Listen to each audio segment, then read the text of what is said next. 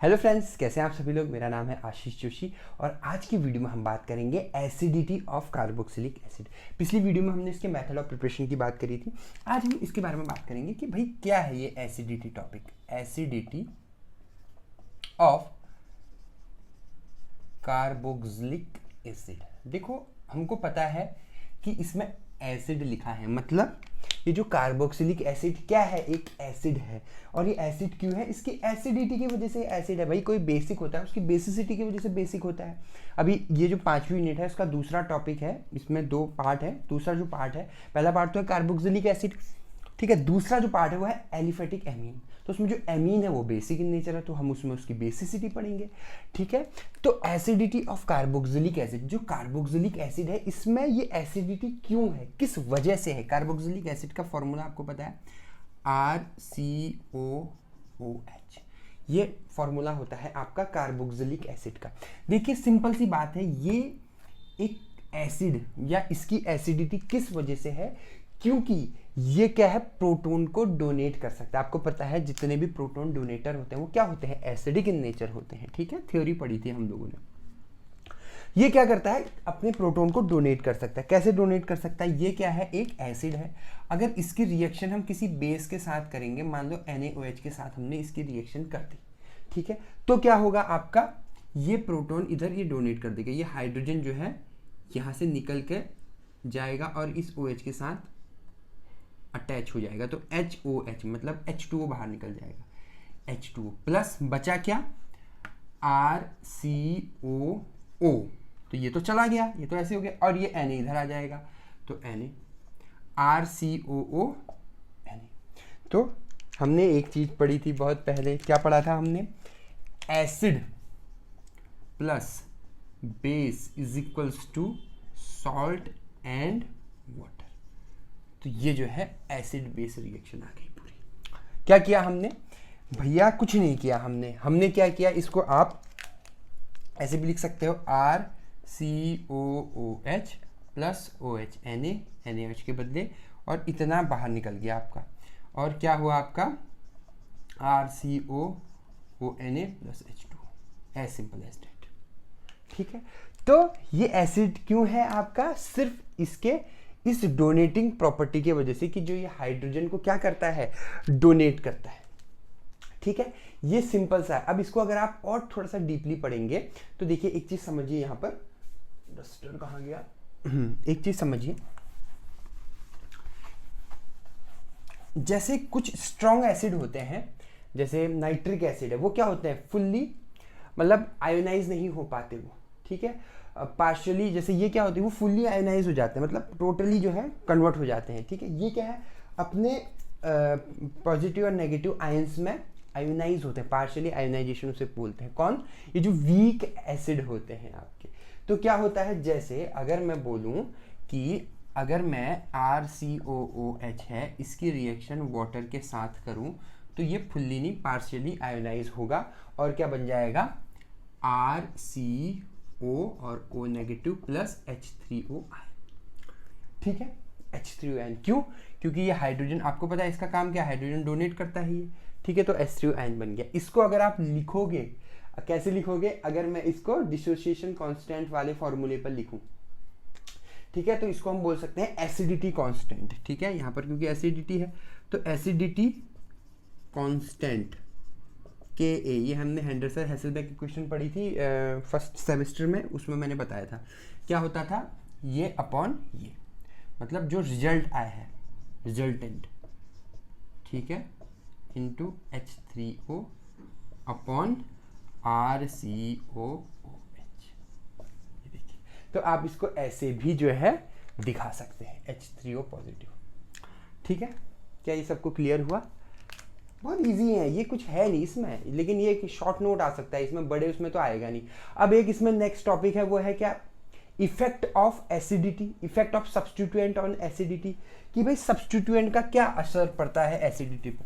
भैया जो जितना ज्यादा नेगेटिव कंपाउंड होगा, मतलब कहने का क्या मतलब है, अगर मैं यहां पर कोई हेलोजन ग्रुप लगा दूं, ठीक है। अगर मैं यहाँ पर कोई हेलोजन ग्रुप लगा दूं तो इसकी एसिडिटी क्या हो जाएगी, कम होगी या बढ़ेगी, बढ़ेगी। जितने ज्यादा हेलोजन ग्रुप होंगे, जैसे इसको हम ऐसे भी समझ सकते हैं, एसिटिक एसिड है, जैसे मैं एक ऐसे एग्जांपल दूं जिससे आपको याद हो जाएगा, CH3COOH, ये क्या है, एसिटिक एसिड। अब इसमें अगर हम एक हाइड्रोजन हटा के यहाँ पर क्लोरीन लगा दें, ठीक है, उसके बाद दूसरे में हम 2 हाइड्रोजन हटा के,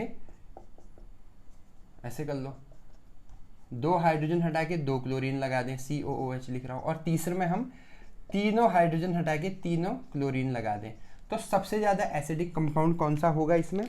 देखिए सबसे ज्यादा जो एसिडिक कंपाउंड होगा वो ये होगा, क्योंकि इसमें सबसे ज्यादा क्लोरीन ग्रुप प्रेजेंट है। क्लोरीन हो मतलब नेगेटिव, मतलब हेलोजेंस, ठीक है। इसमें क्या है, 2 है, इसके बाद ये होगा, इसमें सबसे कम 1 है, इसके बाद ये होगा आपका, ठीक है। इनके नाम भी हैं भैया, सिंपल से नाम है, ये है chloro acetic acid, dichloro acetic acid और ट्राइक्लोरो एसिटिक एसिड, ठीक है। तो ये इफेक्ट होता है कि सब्स्टिट्यूएंट का, क्या सब्स्टिट्यूएंट यहाँ पर, अब यहाँ पर CH3 लगा देंगे अगर आप, तो क्या हो जाएगा, एसिडिटी कम हो जाएगी आपकी, ठीक है। और कोई हेलोजन ग्रुप लगा देंगे तो क्या हो जाएगा, एसिडिटी बढ़ जाएगी, ठीक है। क्या ये सबको समझ में आ गया? बहुत बेहतरीन। तो एक छोटा सा टॉपिक था, ज्यादा बड़ा टॉपिक नहीं है ये, ठीक है। इसमें एक और चीज हम कवर कर लेते हैं, वो है इंडक्टिव इफेक्ट।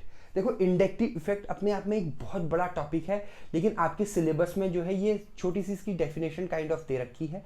हम थोड़ा सा इसको इंडक्टिव इफेक्ट को समझते हैं। इंडक्टिव इफेक्ट होता क्या है देखो, ठीक है, बहुत डिटेल है, लेकिन मैं ज़्यादा डिटेल में बात नहीं करूँगा। 2 नंबर का क्वेश्चन आता है इसमें, अभी हम थोड़ा सा पेपर ओरिएंटेड थीम रख रहे हैं, ठीक है।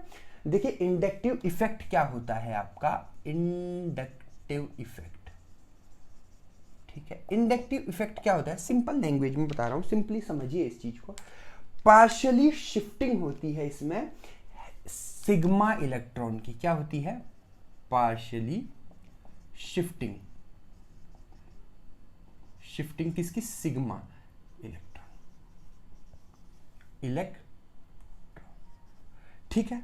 पार्शियली शिफ्टिंग होती है आपकी सिग्मा इलेक्ट्रॉन की। अब ध्यान से समझना, ये सिग्मा बॉन्ड जिसमें होता है उसी में प्रेजेंट होता है, पाई बॉन्ड में ये नहीं होता है। मतलब अगर कार्बन और कार्बन के बीच में, कार्बन और कोई कंपाउंड के बीच में डबल बॉन्ड है तो यहाँ पर इंडक्टिव इफेक्ट देखने को नहीं मिलेगा। लेकिन अगर यहाँ पर सिंगल बॉन्ड है, ये कोई कंपाउंड है मान लो A, ठीक है, तो क्या होता है आपका, यहाँ पर आपका इंडक्टिव इफेक्ट देखने को मिलता है। अब किस कंडीशन में देखने को मिलता है, ये 2 टाइप के होते हैं, एक होता है -I इफेक्ट और एक होता है +I इफेक्ट। जैसे फॉर एग्जांपल ये कोई कंपाउंड है, हम इसी को एग्जांपल ले लेते हैं, ये कोई कंपाउंड है, इसमें जो है इस A की इलेक्ट्रोनेगेटिविटी ज्यादा है इस C से। मैंने क्या बोला, A की इलेक्ट्रोनेगेटिविटी, यहाँ पर लिख देता हूँ, A की इलेक्ट्रोनेगेटिविटी ज्यादा है किससे, C से। तो क्या होगा, क्योंकि इसकी इलेक्ट्रोनेगेटिविटी ज्यादा है A की, तो ये जो है चार्ज को अपनी ओर खींचने की कोशिश करेगा, इलेक्ट्रॉन्स को, और यहाँ पर क्या आ जाएगा, minus charge, partially minus charge, और यहाँ पर पार्शियली पॉजिटिव चार्ज। तो इसी फिनोमिना को हम क्या बोलते हैं, इंडक्टिव इफेक्ट बोलते हैं, ठीक है। अगर आप इसमें इंडक्टिव इफेक्ट लगाओगे, I इफेक्ट, तो क्या हो जाएगा, यहाँ पर पार्शियली पॉजिटिव चार्ज और यहाँ पर पार्शियली नेगेटिव चार्ज आ जाएगा। इसी फिनोमेना को हम क्या बोलते हैं, इंडक्टिव इफेक्ट कहते हैं।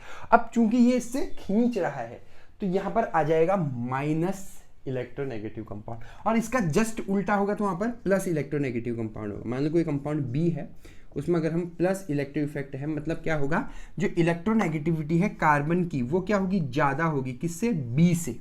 तो कार्बन अपनी ओर खींचेगा इसको और ये हो जाएगा नेगेटिव और ये हो जाएगा पॉजिटिव। ठीक है, इसको हम बोलते हैं, इसको आप यहाँ लिखेंगे सामने, ठीक है, तभी तो पता लगेगा बी। ठीक है, ये अपनी ओर खींचेगा तो ये जैसे खींच रहा है तो ये क्या हो जाएगा माइनस, और ये दे रहा है तो ये हो जाएगा आपका प्लस।